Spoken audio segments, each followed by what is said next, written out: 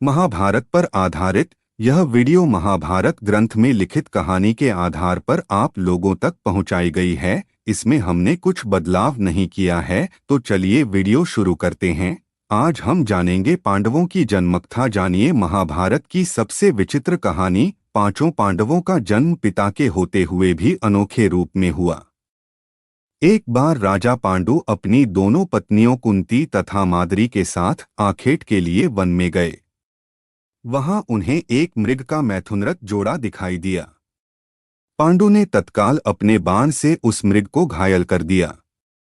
मरते हुए मृग ने पांडु को शाप दिया, राजन, तुम्हारे समान क्रूर पुरुष इस संसार में कोई भी नहीं होगा।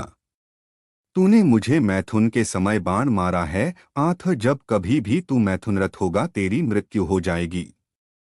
इस शाप से पांडु अत्यंत दुखी हुए और अपनी रानियों से बोले, हे देवियों, अब मैं अपनी समस्त वासनाओं का त्याग करके इस वन में ही रहूंगा।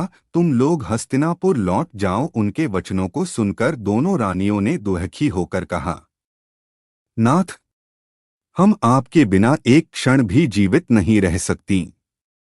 आप हमें भी वन में अपने साथ रखने की कृपा कीजिए। पांडु ने उनके अनुरोध को स्वीकार करके उन्हें वन में अपने साथ रहने की अनुमति दे दी। आगे बढ़ने से पहले हम आपसे कुछ कहना चाहते हैं।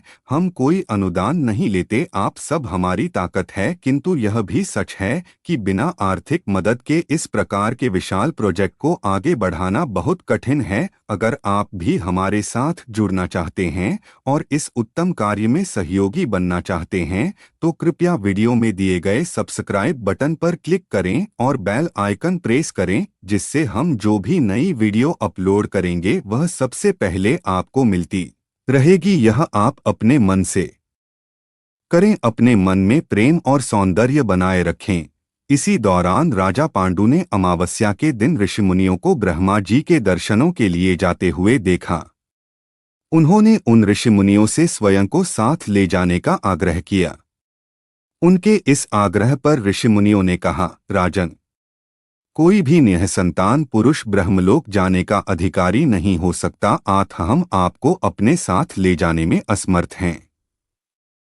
ऋषिमुनियों की बात सुनकर पांडु अपनी पत्नी से बोले, हे कुंती, मेरा जन्म लेना ही व्यर्थ हो रहा है, क्योंकि संतानहीन व्यक्ति पितृऋण, ऋषिऋण, देवऋण तथा मनुष्यऋण से मुक्ति नहीं पा सकता। क्या तुम पुत्र प्राप्ति के लिए मेरी सहायता कर सकती हो?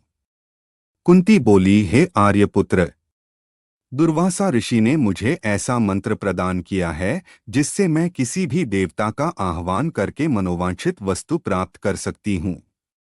आप आज्ञा दीजिए, मैं किस देवता को बुलाऊं? इस पर पांडु ने धर्म को आमंत्रित करने का आदेश दिया। धर्म ने कुंती को पुत्र प्रदान किया। वायुदेव से भीम तथा इंद्र से अर्जुन की उत्पत्ति हुई। तत्पश्चात पांडु की आज्ञा से कुंती ने माद्री को उस मंत्र की दीक्षा दी। माद्री ने अश्वनी कुमारों को आमंत्रित किया और नकुल तथा सहदेव का जन्म हुआ। एक दिन राजा पांडु माद्री के साथ वन में सरिता के तट पर भ्रमण कर रहे थे। वातावरण अत्यंत रमणीक था और शीतलमंद सुगंधित वायु चल रही थी। सहसा वायु के झोंके से माद्री का वस्त्र उड़ गया। इससे पांडु का मन चंचल हो उठा और वे मैथुन में प्रवृत्त हुए ही थे कि शापवश उनकी मृत्यु हो गई। माद्री उनके साथ सती हो गई। किंतु पुत्रों के पालन पोषण के लिए कुंती हस्तिनापुर लौट आई। धन्यवाद मित्रों, आप हमें कमेंट बॉक्स में जरूर बताएं वीडियो आपको कैसा लगा। डिस्क्लेमर, इस लेख में निहित किसी भी जानकारी सामग्री गणना की सटीकता या विश्वसनीयता की गारंटी नहीं है। विभिन्न माध्यमों, ज्योतिष, पंचांग, प्रवचनों, मान्यताओं, धर्म ग्रंथों से संग्रहित कर यह जानकारी आप तक पहुंचाई गई है। हमारा उद्देश्य सिर्फ सूचना पहुंचाना है। इसके उपयोगकर्ता में सूचना समझकर ही ले। इसके अतिरिक्त इसके किसी भी उपयोग की जिम्मेदारी स्वयं उपयोगकर्ता की रहेगी।